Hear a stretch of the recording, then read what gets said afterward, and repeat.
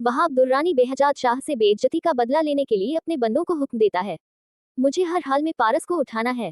उसी वक्त पारस अपने कजिन आफ्ताब के साथ घर से शॉपिंग के लिए निकलती है, जिसके बाद रास्ते में अचानक वहां अब्दुरानी के बंदे उनकी गाड़ी को घेर लेते हैं और पारस को जबरदस्ती अपनी गाड़ी में बिठाकर किडनैप करके ले जाते हैं। ये देखकर आफ्ताब डरकर वहां से भाग निकलता है। उसी वक्त बेहजाद शाह को पारस के किडनैप होने की खबर मिलती है। उनके होश उड़ जाते हैं। तभी वह जवार को कॉल करते हैं और उसे बताते हैं पारस को किसी ने किडनैप कर लिया है। ये सुनने के बाद जवार वहां पहुंचता है और कहता है मैं पारस को हर हाल में वापस लेकर आऊंगा।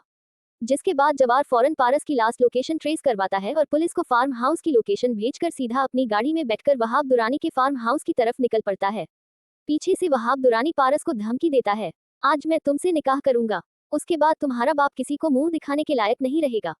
जिसके बाद पारस गुस्से में कहती है जब तक जवार जिंदा है तुम मेरा कुछ नहीं बिगाड़ सकते। ये सुनकर वहाब दुरानी और भी गुस्से में आ जाता है और अपने बंदों को जवार को देखते ही गोली मारने का हुक्म दे देता है।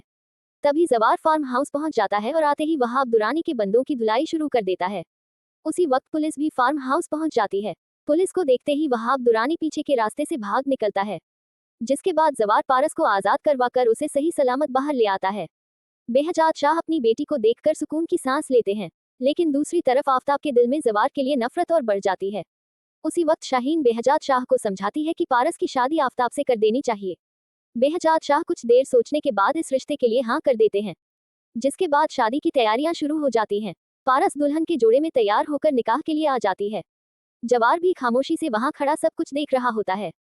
तभी मौलवी साहब निकाह की रस्में शुरू करते हैं। अचानक पारस को चक्कर आने लगते हैं और वह सबके सामने बेहोश होकर गिर जाती है। ये देखते ही सबके होश उड़ जाते हैं।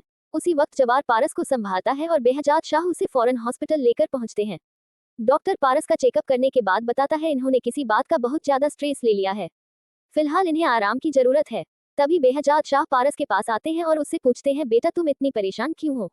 पारस आंसुओं के साथ उनका हाथ पकड़ लेती है और कहती है पापा मैं आफ्ताब से निकाह नहीं कर सकती, मैं जवार से मोहब्बत करती हूँ।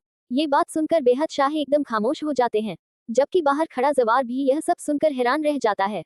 लेकिन अब क्या बेहजाद शाह अपनी बेटी की खुशी के लिए आफ्ताब से निकाह रोक देंगे या फिर आफ्ताब पारस और जवार को हमेशा के लिए अलग करने के लिए कोई नया प्लान बनाएगा?